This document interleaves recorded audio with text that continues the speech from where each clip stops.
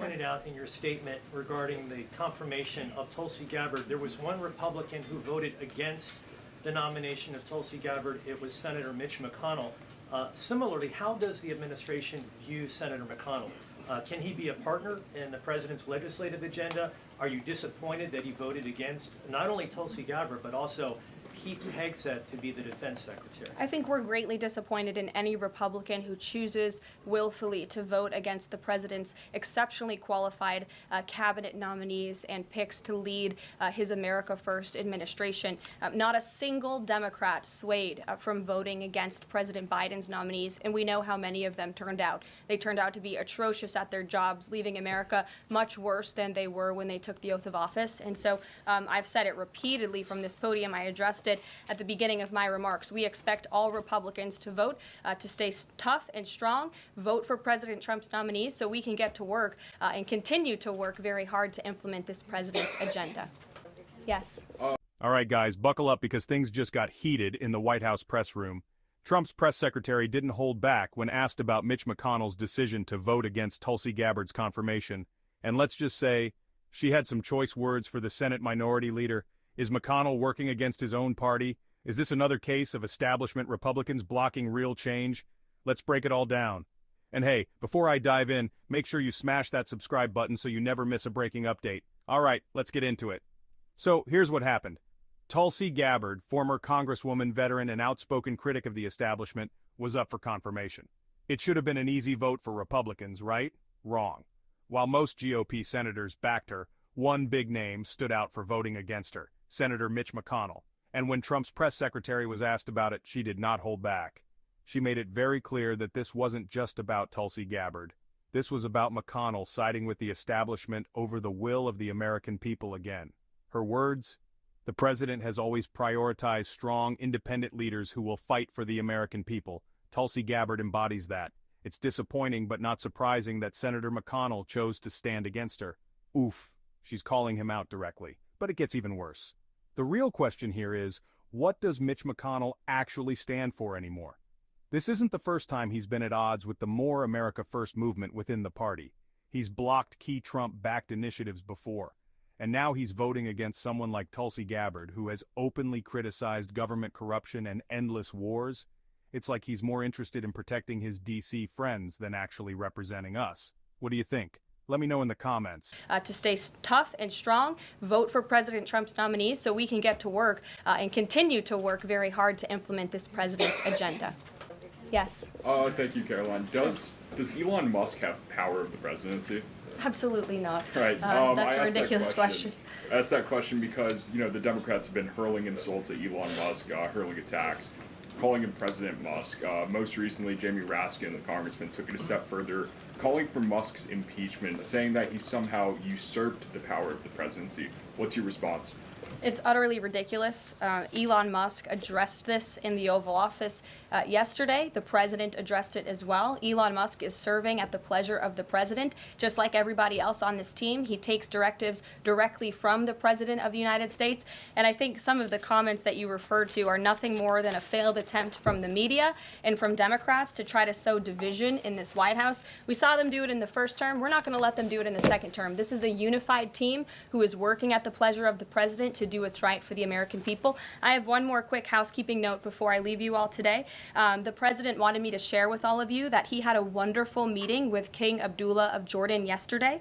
They discussed many things, including the Gaza Strip and its future at great length. The king would much prefer that the Palestinians stay in place, with the additional land to be used for new development, which would greatly create jobs at levels never seen before. But the president feels it would be much better and more majestic if these Palestinians could be moved to safer areas. I would just add to that the president remains wholeheartedly committed to seeing peace in the Middle East, and our Arab partners in the region have been tasked with coming up with a peace plan to present to the president. That is ongoing. King Abdullah mentioned that yesterday. He also committed to accepting 2,000 sick children from the the Gaza Strip, which the president called a beautiful gesture. So the administration continues to work with our Arab partners in the region. We stand closely with our ally Israel, and the president has presented this big, new, bold idea to secure peace in the Middle East, and he is not going to waver from that. And we look forward to seeing that goal of this administration achieved as well.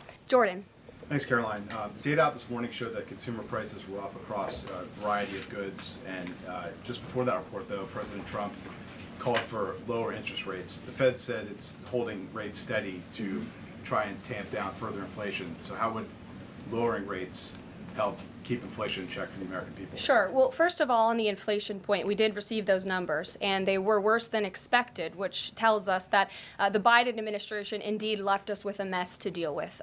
It's far worse than I think anybody anticipated, because unfortunately the previous administration was not transparent in where the economy truly was. We know people at this very podium told the American people that inflation was transitory and that it would go away. That was not the case. And now the last report of the Biden administration, as revealed today, shows that inflation is still about 4.5% higher over the past 3 months. This is an indictment on the Biden administration's mismanagement of the inflation crisis and their lack of transparency in addressing it. As for tackling inflation and interest rates, the president has made his position on this very clear. He wants interest rates to be lower, he wants inflation to be lower, and he believes that the whole of government economic approach that this administration is taking will result in lower inflation. I have said that from this podium many times. The president had record low interest rates and inflation rates in his first term. He believes that the economy can handle it and withstand it, and we're doing a lot to tackle the inflation effort on this front. It's a whole of government economic approach, and I've talked about what we're doing to tackle inflation quite a few times from this podium. What about the on reciprocal tariffs? That's going to come before Prime Minister Modi's visit tomorrow. I do believe it will come before the Prime Minister's visit tomorrow, and I will let the president discuss the details on the reciprocal tariff front. But this is something he believes strongly in, and it's very simple logic as to why the president wants to impose reciprocal tariffs. It's the golden rule, which we all learned when we were growing up in school. Treat others the way you want to be treated. And far too many nations around this world have been ripping off the United States of America for far too long, and that's why the president believes this will be a great policy that will benefit American workers and improve our national security.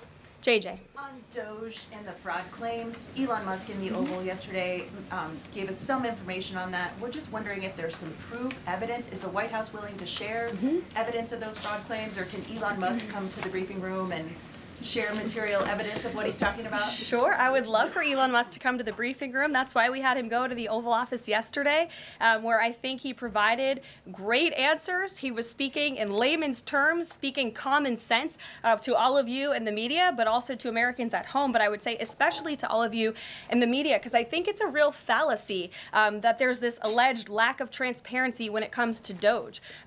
President Trump and Elon Musk have been incredibly transparent on what Doge is doing. There is an X account with the Doge handle. They are tweeting out what they are doing on a daily basis. They have a website where they are posting the receipts of the contracts that they are reviewing and the payments that they have stopped from going out the door. The secretaries of our departments have stopped from going out the door. And I would also say that before it was Elon Musk making our government efficient and accountable, it was some unnamed bureaucrat that none of you knew. Elon Musk is the richest man in the world. He's also now one of the most highly scrutinized men in the world alongside President Trump because of what he's doing and the access that he is allowing. So there's great transparency. As for the actual receipts, we are happy to provide them, and I actually brought some today because all of you know I love to bring the receipts. We have contracts upon contracts that we can send and provide this information to you. Let me be very clear. We are not trying to hide anything. We have been incredibly transparent, and we will continue to be. These are screenshots of contracts that Doge found across our government. This is a DEI contract, $36,000 for U.S. citizenship and immigration services. That is against the president's policies and his America First agenda. This is a $3.4 million contract, a Council for Inclusive Innovation at the U.S. Patent and Trademark Office, Department of Commerce, another DEI contract that Doge identified. I can continue to go through these. Oh, I love this one. $57,000 for climate change in Sri Lanka. What is this doing to continue the interests of the American people? Absolutely nothing. These are the line items across the federal government that DOGE is identifying daily. They're moving very fast. There's a lot of paper that we can show you, but we're happy to do it. This administration has been more than transparent about what DOGE is doing. And here's one of their tweets that they posted about the mine. I believe this is in Pennsylvania, where the federal employee retirement system is being processed. Did anybody know this was even happening in our country before Elon Musk talked about it in the Oval Office yesterday? A lot of Americans didn't. So we are providing transparency and accessibility on a daily basis when it comes to DOGE. And I also have a DOGE daily report, if anybody would like it, on all of the things that they are identifying and finding. We're happy to provide this information to you. We're talking about it every single day. Are all those things you just mentioned fraud, or are they waste, or are they just contrary to the president's policies? I would argue that all of these things are fraudulent, they are wasteful, and they are an abuse of the American taxpayer's dollar. This is not what the government should be spending money on. It's contrary to the president's priorities and agenda. And again, we can continue to provide you the receipts for all of the fraud, waste, and abuse. And if anybody in here wants to argue that the federal government is not fraudulent in some capacity, be my guest, because I think the American people watching at home would beg to differ. Caroline. Mary. Hey, more on the judges. Does the White House believe the courts have the authority to issue these nationwide injunctions? We believe that the injunctions that have been issued by these judges have no basis in the law and have no grounds, and we will, again, as the president said very clearly yesterday, comply with these orders, but it is the administration's position that we will also ultimately be vindicated, and the president's executive actions that he took were completely within the law, they were constitutional, and we look forward to the day where he can continue to implement his agenda. And I would just add, it's our view that this is the continuation of the weaponization of justice that we have seen against President Trump. He fought it for 2 years on the campaign trail. It won't stop him now. Brian. Yes. I want to go back to DOGE just for a second. Earlier, the subcommittee headed by Chairman Marjorie Taylor Greene, her and her staff discovered $2.7 trillion in improper payments to Medicare, Medicaid, overseas, to people who should not have gotten it. Some of this room might have missed that press conference. Can you elaborate on what the president is thinking at this point? Well, again, that's another example. There's a very long list of the fraud, waste, and abuse that DOGE is identifying on a daily basis. Elon Musk also talked about yesterday about Social Security payments that are going out the door for people who are no longer with us, unfortunately. I would say that is certainly fraud. There's also a lot of contracts they've identified that, just as a hypothetical example, are $1 million, but only 500,000 went out the door. So where's the rest of that cash? And so that's the thing. Those are the things that DOGE is working on every single day. And I would just remind everybody in this room, this is what President Trump campaigned on doing. He's delivering on a promise that 77 million people elected him to do. James. Thank you very much, Caroline. Two foreign policy questions, if I may. Sure. First, the statement that was released after this morning's phone calls identified Mr. Witkoff as the special envoy who will be part of the delegation that undertakes to resolve the Russia-Ukraine war. I had thought that that individual was General Kellogg, and so can you clear that up? Sure, I'd be happy to. As you mentioned, the president, in his truth, following the phone call with Vladimir Putin, said that he has asked Secretary of State Rubio, the director of the CIA, John Ratcliffe, our national security advisor here at the White House, Michael Watts, and Steve Witkoff to lead the negotiations. As for General Keith Kellogg, he remains a critical part of this team in this effort. He's played a tremendous role in getting the negotiations to this point, and he's very much still part of the Trump administration. The other subject is Iran. I took note of President Trump's comments in his Super Bowl interview with our colleague Bret Baier to the effect that he wants to do a deal with Iran. However, that interview appeared after the supreme leader of Iran, the Ayatollah Ali Khamenei, had already ruled out any additional negotiations with the United States. So kind of a two-part question. A, what gives the president any confidence that Iran will come to the table?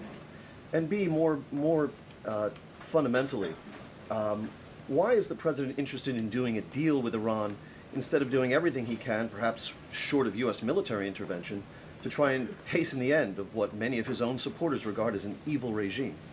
Well, the president has made it very clear that he will never allow Iran to have nuclear capabilities. That is a red line that he has drawn, and he will not allow that to happen.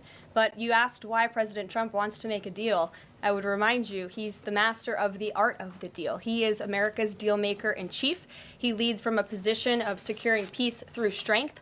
And I think time and time again already, in just 4 weeks, we have seen the president being able to negotiate successful deals with our partners, our adversaries all around this world. The release of Mark Fogel just last night is something that I think speaks to the president's deal-making ability. This is something that the Biden administration allegedly tried to do for 3.5 years. I think you all should go back and ask some of those Biden administration officials what they even tried to do and why weren't they successful, because for 3.5 years Mark Fogel sat in a Russian prison and it took President Trump 3 weeks to get him back on American soil. There's nobody better at making deals than Donald Trump.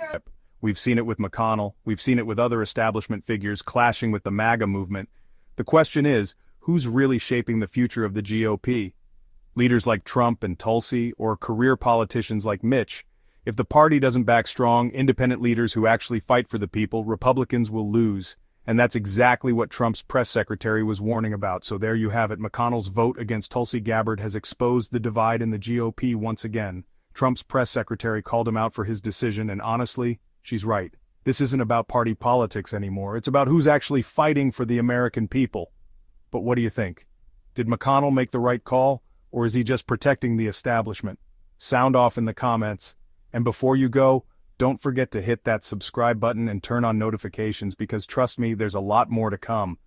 Until next time, stay informed, stay engaged, and I'll see you in the next one.